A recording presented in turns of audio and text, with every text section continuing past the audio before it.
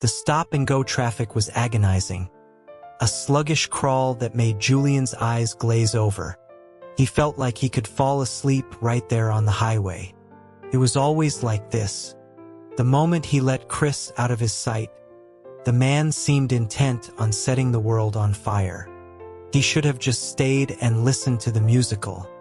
Garrett, his driver, glanced in the rearview mirror, his expression professionally neutral but his eyes sharp. He asked if Julian would prefer him to find a faster route. Julian told him not to bother. Going faster would just feel like being tossed around in a washing machine on spin cycle. He told Garrett to take it slow, emphasizing the need to preserve his physical and mental well-being. At the City Theater, Chris was engrossed in the performance. The stage for the musical was enormous, and he found himself rewinding every few minutes, trying to catch the action on one side while not missing the lyrics displayed on the other. He was a clever grape, making good use of his abilities. The tickets, courtesy of Eleanor, were for the front row. Chris turned and noticed Ethan sitting ramrod straight, as if he were in a lecture. Chris leaned over, whispering that a show was meant for relaxation, not interrogation. His movements seemed to draw a disapproving glare from Uncle Stephen, a look that screamed, "You have no manners." Chris posed a quiet question to Ethan, asking if his cautious behavior ever stopped the old man from finding fault. Ethan admitted it didn't seem to make a difference. Chris's logic was simple. If criticism was inevitable, one might as well be a kaleidoscope of flaws, too numerous to critique. Ethan hesitated, reminding Chris that Stephen was an elder. Chris countered that true elders earn respect through wisdom, not just by virtue of being born a few decades earlier. Suddenly, Ethan's posture relaxed, and Chris leaned back comfortably in his seat. The show was rather good, a love story about a mismatched Alpha and Omega, with several memorable songs that, by the end, even his system had memorized. When the show concluded, the audience filed out in an orderly fashion. Ethan clung to Chris's sleeve as they moved with the crowd. He asked if Chris was in his heat cycle, commenting that his pheromone-blocking collar was a very basic model.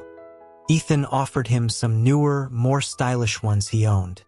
Chris, who had just bought the cheapest one he could find at a pharmacy, was surprised to learn there were options. Ethan explained that it was a fashion accessory, mentioning a white bandage style and a cool black leather one that would suit him. Chris's eyes lit up as he asked if they came in a glow-in-the-dark version. Ethan told him no, remarking on his friend's peculiar sense of style. Uncle Stephen's voice cut in from behind them, chiding them for chattering and telling Ethan to be mindful of his conduct. Chris wondered aloud if the man's strict etiquette was reserved only for Ethan.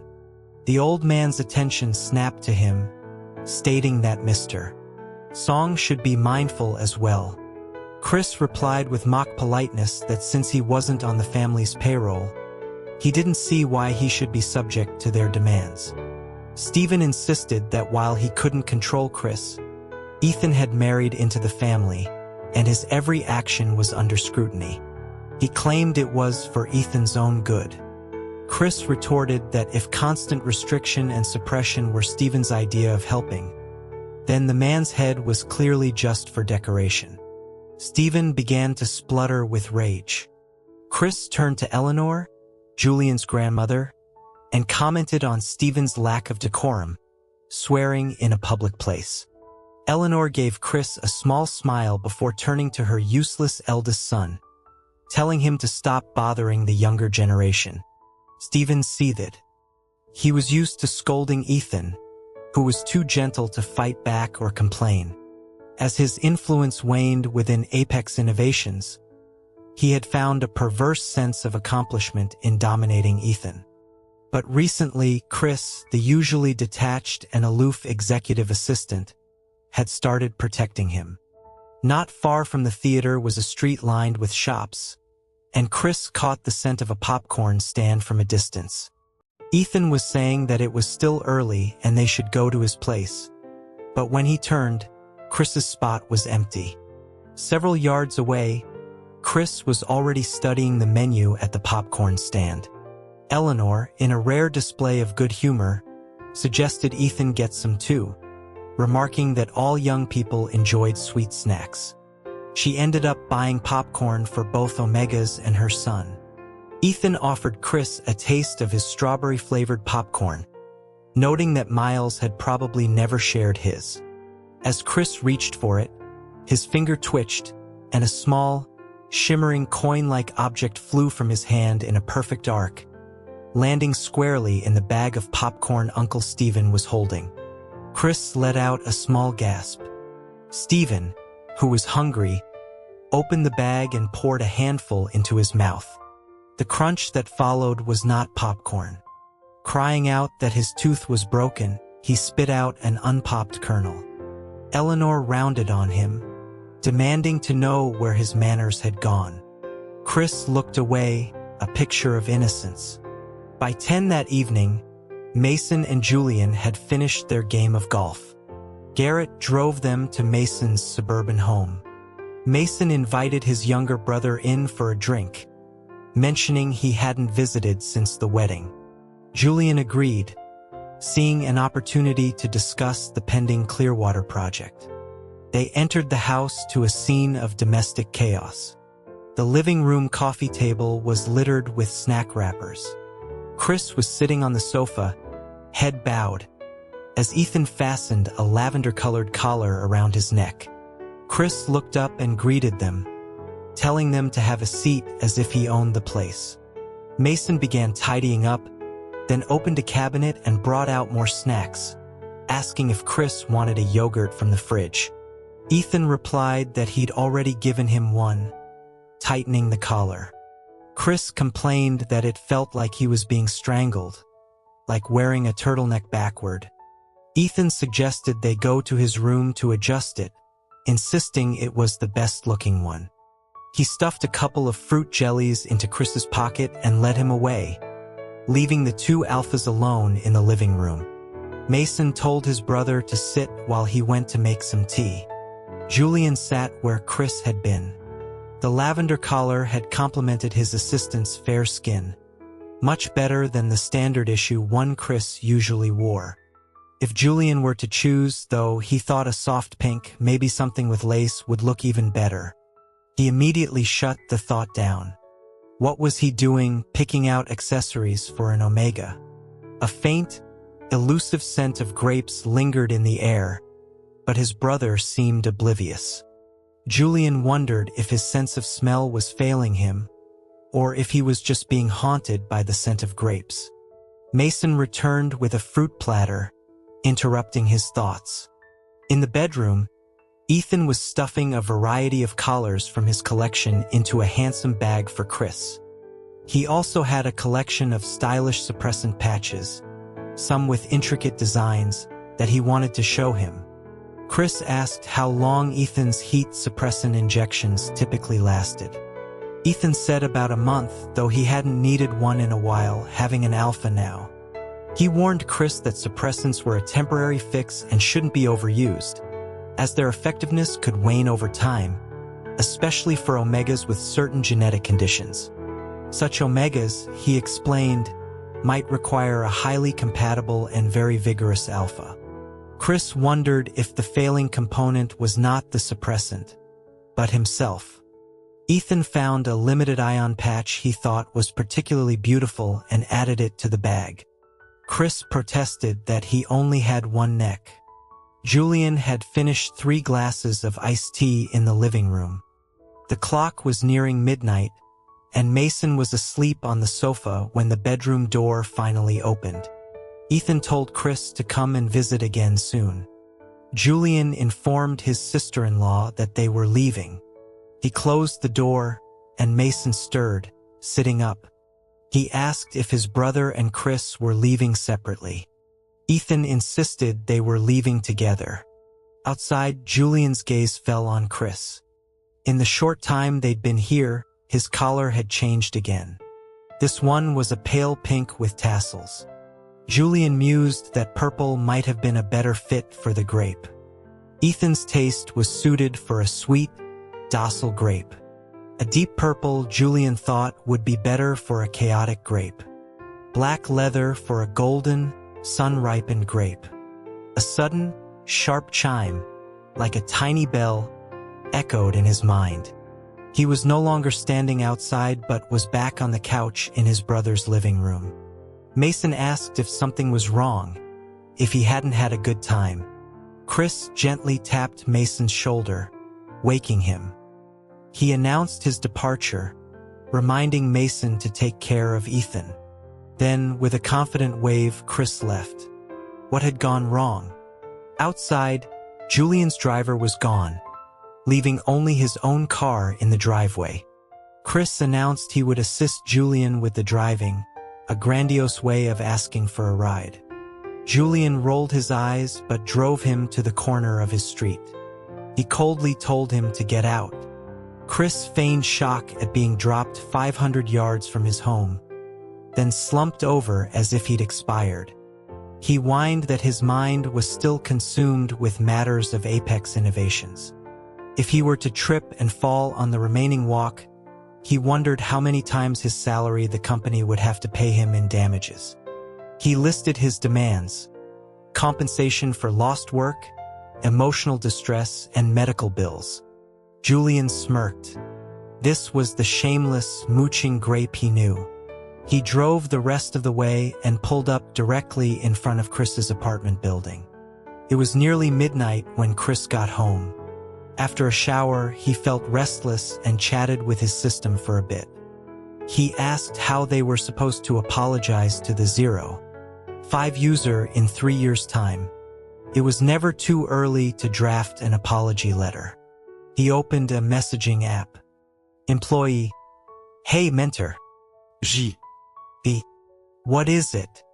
Employee: Do you have an apology letter template? J. What happened? Who are you apologizing to? Employee: Just preparing for the future. Thanks, mentor. J. Generic _apology _template. Docs employee: Awesome. J. Go to bed. Do not disturb. Chris then remembered something else. Julian's birthday party was tomorrow.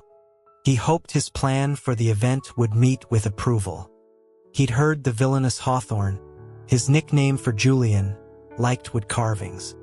He found a block of wood and started looking up tutorials. It was delicate work, but with his system, he could afford to make mistakes. He refused to spend money on a ready-made gift. As midnight approached, Julian stood before his floor-to-ceiling window, a smile touching his lips. Another year had passed. He had returned to the States, regained control of Apex, a feat he was less proud of now, and met a host of new people, including one particularly amusing, lively little lunatic. The clock struck 12. He was a year older. He was already older than his assistant, and now the gap had widened. He resolved to be more magnanimous, to let the trivial matters slide. A chime rang in his head. He was a year younger. Julian waited. Soon the clock struck 12 again. He was older, more mature. It was time he found an Omega of his own. If Chris was truly so infatuated with him, so determined to be close, he would have to consider the chime again. A year younger. He was caught in a temporal loop on the threshold of his own birthday, oscillating between maturity and youth. He stood by the window and welcomed his 24th year for the 13th time. This disorienting feeling of being neither one age nor the other was a unique experience. Growth, it turned out, was a winding path. He calculated that the blasted system must be out of rewinds by now. Finally, the looping stopped. A mature, 24-year-old Julian smiled faintly and went to bed. His phone lit up with birthday wishes. He scrolled through them, then paused, opening his chat with Chris. The last messages were from that afternoon. Chris S. Boss, bring my ID badge over. Julian V. Didn't find it today. Chris S. Not trying hard enough. Hours had passed with no new message. Julian chuckled softly and was about to exit when a new notification popped up. It was a voice message. He couldn't possibly be singing him a birthday song, could he? He played the message. Boss, I left something in your car. Julian listened again. Chris sounded like he was lying on his side, his head half buried in a pillow, making his voice muffled and softer than usual. Julian sent a coolly toned voice message back, asking if Chris expected him to make a special trip to deliver it tomorrow. Chris quickly replied that it was just a project budget report. Julian could just fill it out and bring it to the office. Julian asked how much he'd filled in. My name, came the reply. He'd never met someone who outsourced their own work. Happy birthday, boss, another voice message arrived. You're a year older, you should be more sensible now. Julian sighed. It was probably for the best. The little monkey would have messed it up anyway. His mood fluctuating like the stock market, he threw on a coat, went down to his car, and found the report under the back seat. Felt more hidden than lost. He took it upstairs and got to work on his birthday. Back at his apartment, Chris was happily rolling around in his bed. He told his system that the gift wasn't really a wood carving, more like a piece of wood with some scratches on it. The sentiment was what counted. He was tired and had to work tomorrow. Life felt surprisingly full. He fell asleep almost instantly. The next morning, Julian's car sped towards the office tower. In the elevator, he found Chris standing, dozing on his feet. Chris mumbled a greeting. Julian pressed the button for their floor without comment, informing his assistant that the team from Clearwater would be arriving with their short film project crew and that he was to handle the initial meeting. Chris stifled a yawn and agreed. His voice was thick with sleep, soft and unthreatening. Julian told him to bring a coffee to his office and to get one for himself. It was cold outside, and Chris was bundled in a thick white down jacket, a cat ear beanie, and a scarf with paw prints that Ethan had given him. His chin was buried in the fabric, only his eyes visible. A well-insulated grape, Julian thought. Chris went up to the conference room to meet the film crew. As he approached, he could hear a heated argument. "I'm not doing it," a voice declared. "There are plenty of actors at the agency, why me?" "I'm not interested." Another voice retorted, "Leo, the agency signed you. You do what we tell you to do." The moment Chris stepped into the room, a teacup flew through the air, smashing against the doorframe. A shard of porcelain grazed the back of his hand. "Which moron did that?" he muttered. Down the hall, Julian, holding a cup of takeout coffee and intending to lecture Chris about his own coffee-fetching duties, frowned. He smelled an intensely sweet aroma of grapes. The pheromones of a 100% match hit him like a tidal wave. In the office, the young alpha who had thrown the cup, Leo Wild, stared at the beautiful Omega assistant he had just injured. Why did you have to walk in right at that moment? The bell chimed in Julian's head. He was back down the hall holding his coffee. He quickened his pace, just in time to see Chris push the door open, expression impassive, and sidestep slightly as a teacup flew past him, shattering against the wall behind. Remarkable. The behind-the-scenes footage was a mess, but the final cut was impressive. Leo stared, dumbfounded. What incredible reflexes. Chris stated that he was in charge of the Clearwater collaboration and any issues Mr. Wildhead could be directed to him, rather than the innocent teacup. Leo's agent looked up, surprised. Rumor had it that the Apex president's assistant was formidable, but no one had mentioned he was so exquisitely handsome. Chris sat down and asked what kind of projects Leo was interested in. Julian, finding no available seat, simply stood beside his assistant. The arrogant young alpha listed a range of genres he felt he could tackle. Chris pointed out that the current script contained elements of all of them. Leo was momentarily speechless before declaring the script was garbage. "Exactly," Chris said innocently. "That's why we need you. Is there a problem?" He continued, dismantling Leo's ego piece by piece, pointing out that having high aspirations didn't equate to having talent. Leo suddenly looked intrigued, asking if Chris had ever considered acting. He said he'd be happy to star opposite him. As the words left his mouth, he felt the oppressive weight of another alpha's presence. Julian, who had been silent, was now directing a severe, cold glare at him that made it difficult to meet his eyes.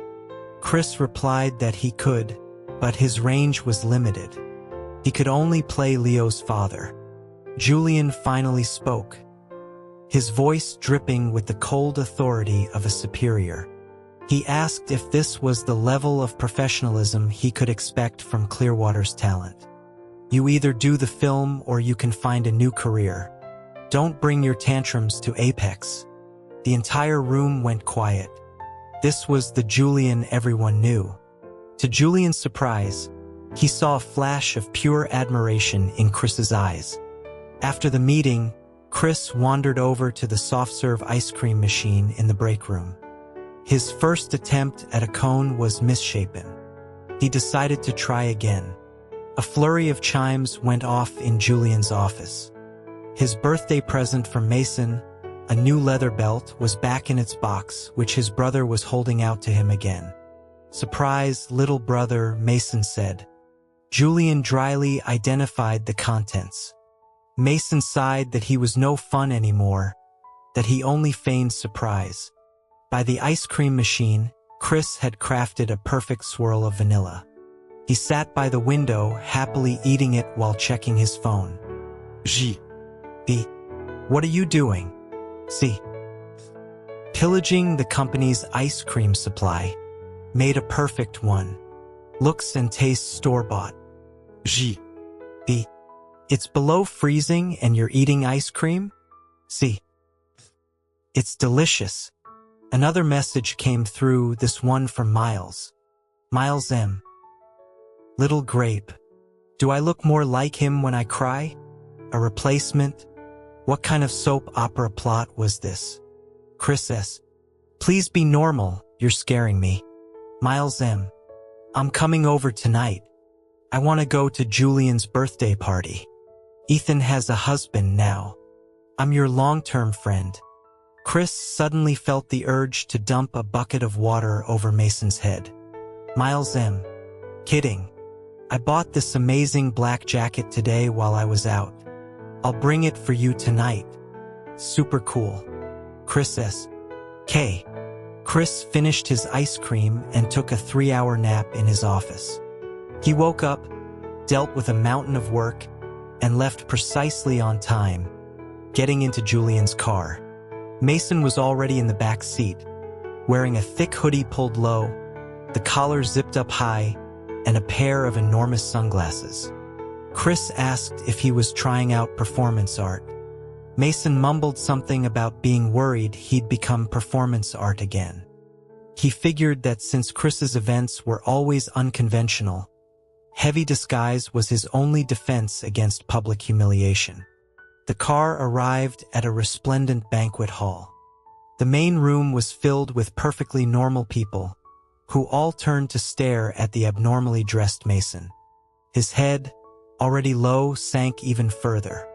Ethan and Miles were already there and waved Chris over. He zipped across the room in a flash.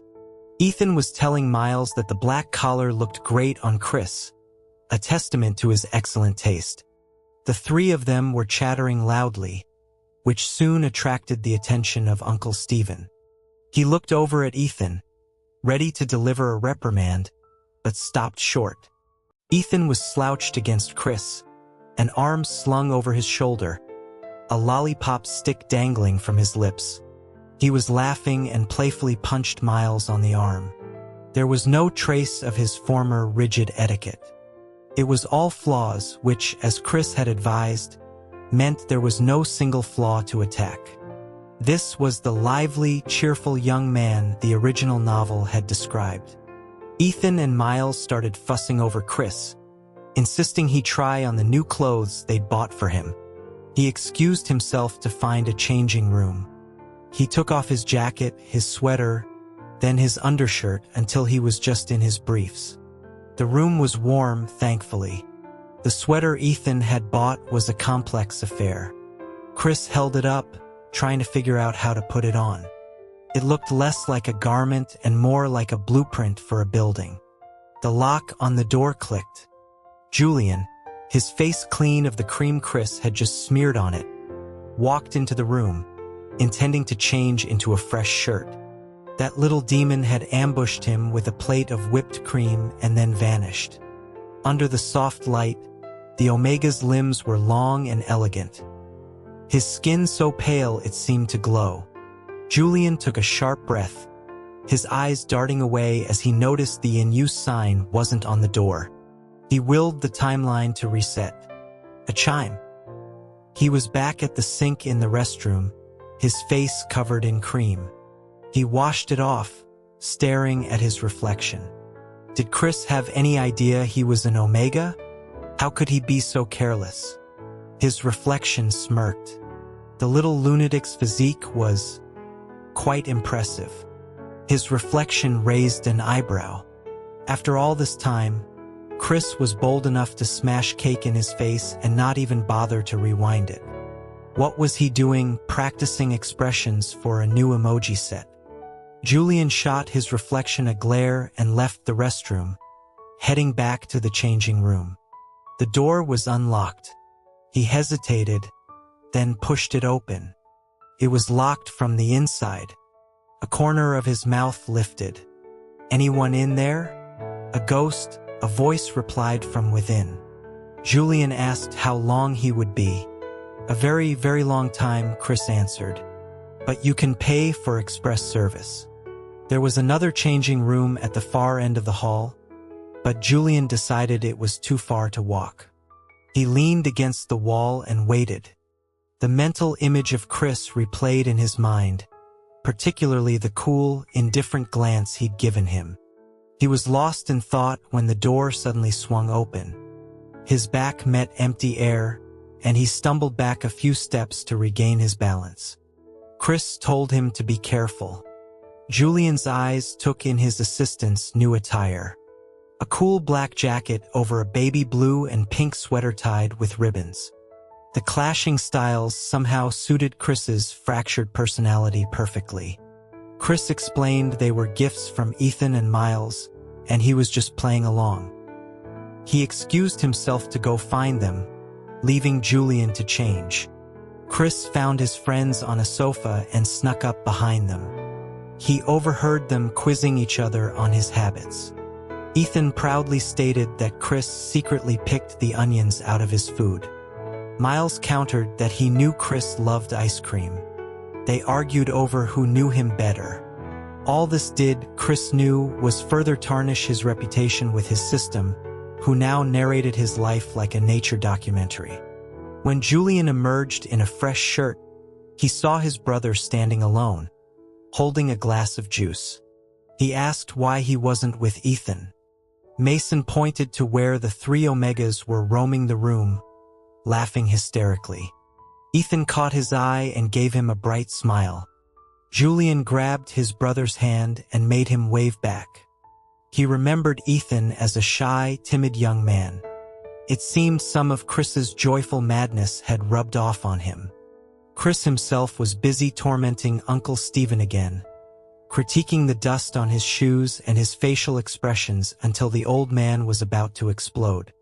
Julian called him over. He led Chris to a quiet corner and asked for his birthday present.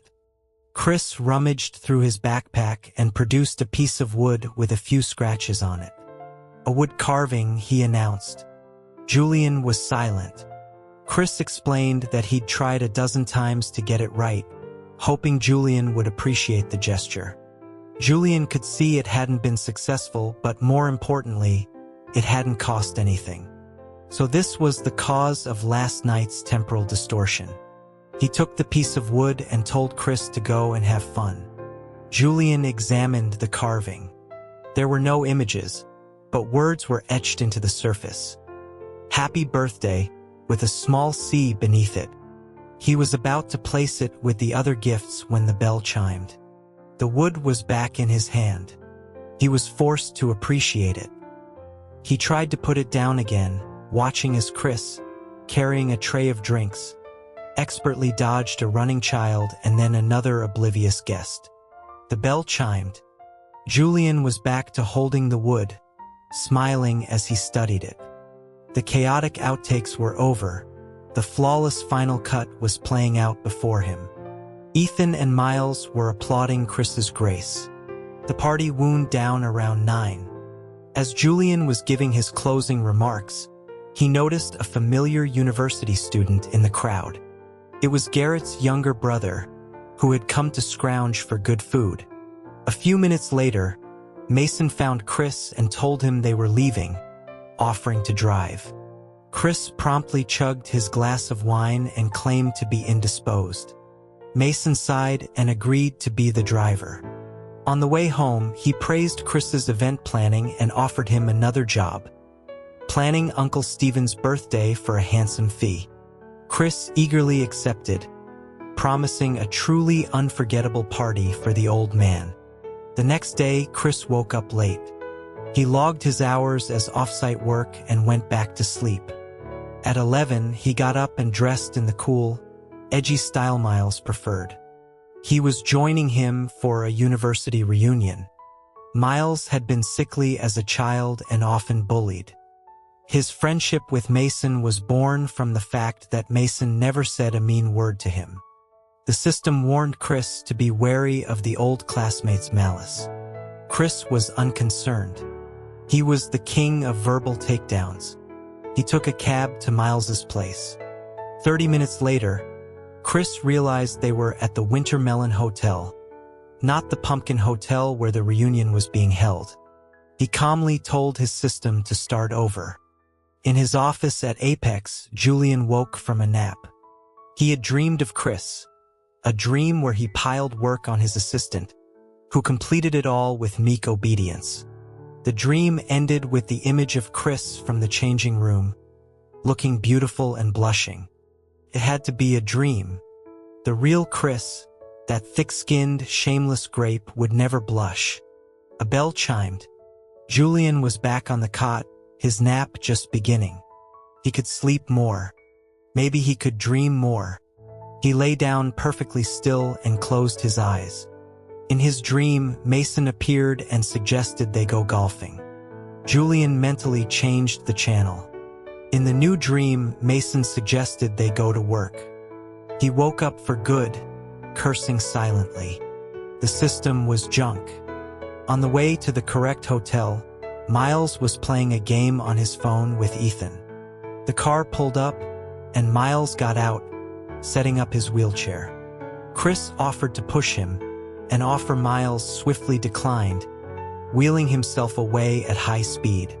He knew better than to trust Chris with his mobility. An old classmate spotted him, surprised he could walk now. Chris followed Miles into the private room, where the passive aggression began immediately. When a classmate pointed out that Chris was an outsider at their reunion, Chris flashed his Apex Innovations ID badge and declared he was Mason's officially appointed surrogate eater. Everyone fell silent. He sat down and told them all to relax, to treat him as if he were Mason himself. He discreetly checked his phone. J. B. What are you doing? C. Long live the Emperor. Your humble servant is attending a reunion on behalf of his boss. J. B. You're at a party while your boss is working? C. The city streets are confusing. We almost got lost. Did the Emperor require something? J. B. Don't drink at the party. C. Yes, Emperor. Your servant withdraws. Chris put down his phone and ordered a bottle of wine. The classmates started reminiscing, their comments subtly mocking Miles's sheltered childhood. But Miles, infused with some of Chris's audacity, returned every jab with a sharp, disarming question of his own. The bullies were flummoxed. This wasn't the timid boy they remembered. One of them, a classmate named Ethan, offered Miles a glass of juice as a peace offering. Just as Miles was about to drink, Chris snatched the glass away. He told the boy he should be sorry and made him down 2 glasses himself as punishment.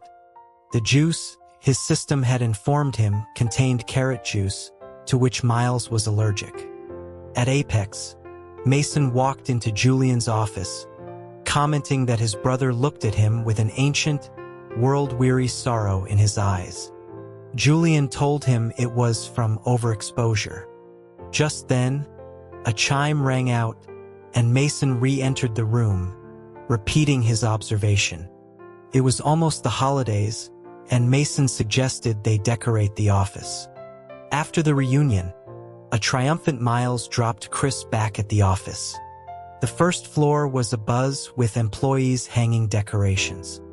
A young Omega at the reception desk was struggling to hang a lantern from the high ceiling. Chris offered to help. Julian came down the stairs to see his truant assistant perched precariously on a stepladder. The ladder wobbled. Julian found himself holding it steady, wondering why he was bothering when a fall would just be rewound. But a fall would still hurt. Chris looked down from his perch and his foot slipped. Julian reacted instantly, catching the falling Omega. The bell chimed. And again. And again. Chris bounced between his arms and the ladder in a series of flashing images. It was impossible to catch him properly. The system, in a panic, seemed to be mashing all the buttons at once. Finally, Chris landed solidly in his arms, clinging tightly to his neck. Julian smelled the faint scent of wine. He reprimanded him for drinking on the job. The usually sharp-tongued Omega was dazed, his eyes wide. The alpha pheromones were supposed to be calming. Julian carried him to an empty office and laid him on the sofa. A faint, sweet and sour scent wafted from him. Chris stirred. "You smell like hawthorn today," he murmured, then shot up, grabbing Julian's collar. "More, give me more." Julian stepped back, but Chris pulled him off balance. He fell, catching himself with one hand, his knee landing on the sofa beside the Omega's hip. "Didn't I tell you not to drink?" he asked. Chris looked confused. "When?" Julian replied, "Your emperor told you." Chris's hand came up to pat his cheek. "Don't be so stingy," he said, rising in a bizarre sit-up.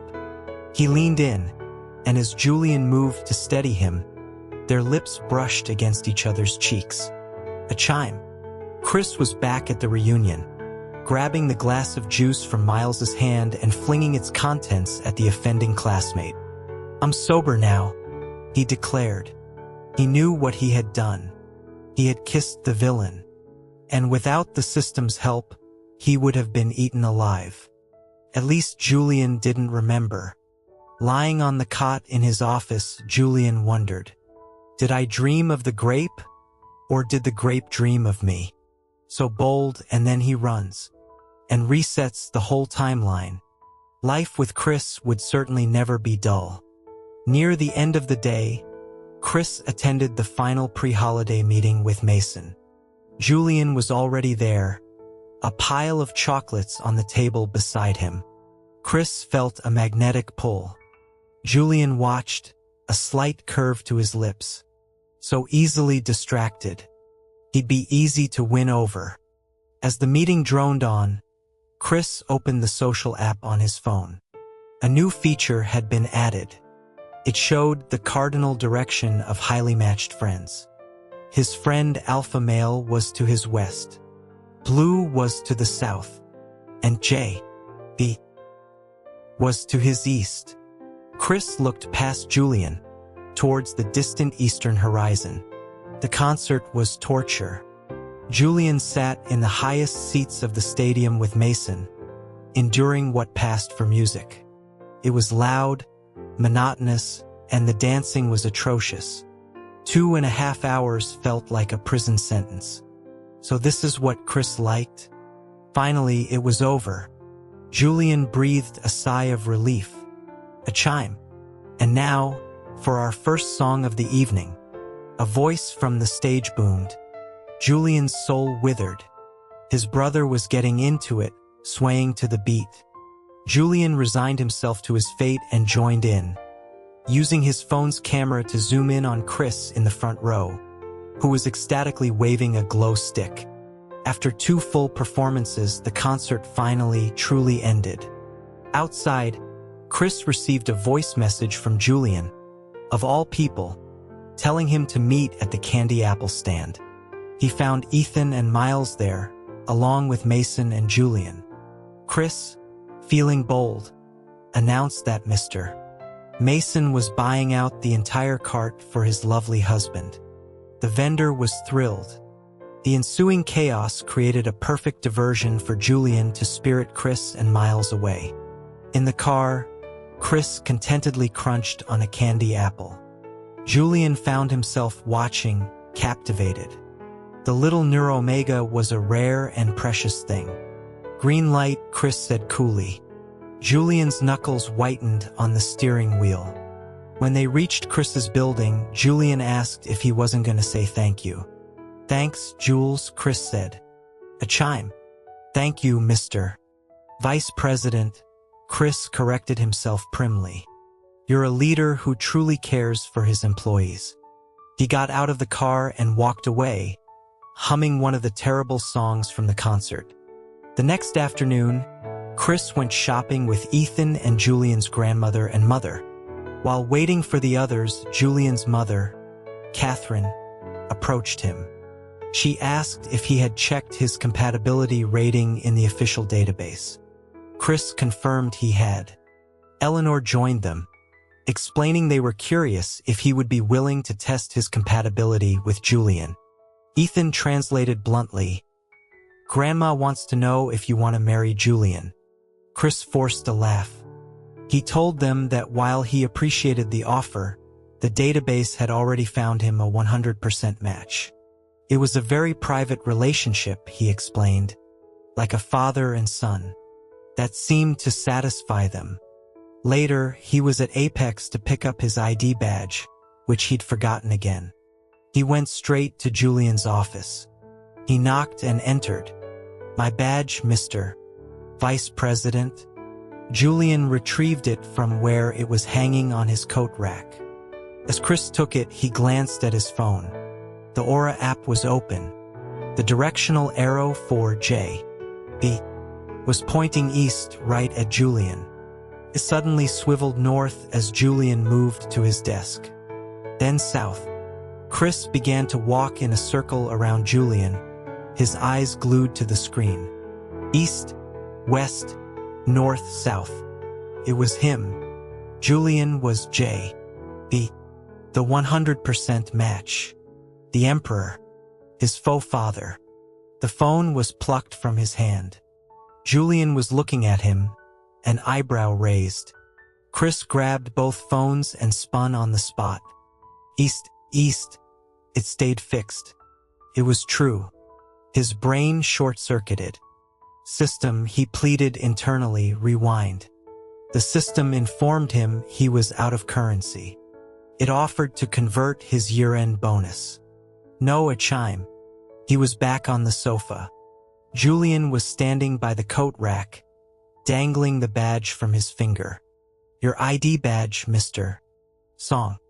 Oh, thank you, my leader, Chris stammered, snatching it. I'll weld it to my neck from now on. He fled. Julian stood alone in his office, a thoughtful frown on his face. He opened the Aura app on his phone. A system message popped up. Would you like to own the matching couple's profile frame as your friend? He chuckled. No wonder the grape started orbiting. So much for your majesty. He should have made him bow before he ran off. Julian was in a remarkably good mood for the rest of the day. A few days later, he was at home helping his mother with some holiday baking. An alpha who can handle domestic chores is more attractive to omegas, she told him. Julian thought of Chris. Would the little lunatic appreciate his skill with a piping bag? He was decorating a sugar cookie shaped like a rabbit when the chime echoed in his mind. He looked down. The rabbit was gone, replaced by a smooth, blank cookie. What was that little monkey up to now? He smiled to himself. The world held no two identical cookies. This new one would be its own creation. Why are you smiling at a cookie? His mother asked from the doorway. He just shook his head and started decorating again. He made a grape this time, then a vine, carefully etching the veins on the leaves. It's a shame you weren't hired for the creation of man, Catherine said dryly. You seem to be enjoying this. She then told him she was glad he was in a good mood, that she respected his choices. Even if his taste in omegas was for, as he described, hyperactive, lazy, cunning, troublemaking little monkeys. It's not that I like him, Julian clarified. He's just interesting, special. Catherine just smiled and turned away, rolling her eyes. At the deserted holiday office, Chris woke from a nap. He felt strange, his legs and back aching with a familiar weakness. It felt like the onset of a heat, but his last suppressant shot should have lasted for months. He had the system book him a doctor's appointment. As he was getting ready to leave, he felt a sudden chill. The main system had taken over his bug scanning task, deeming his progress too slow. A full scan, starting from the North Pole, would take 7 days. With a sigh, he headed for the door, ready to face whatever came next.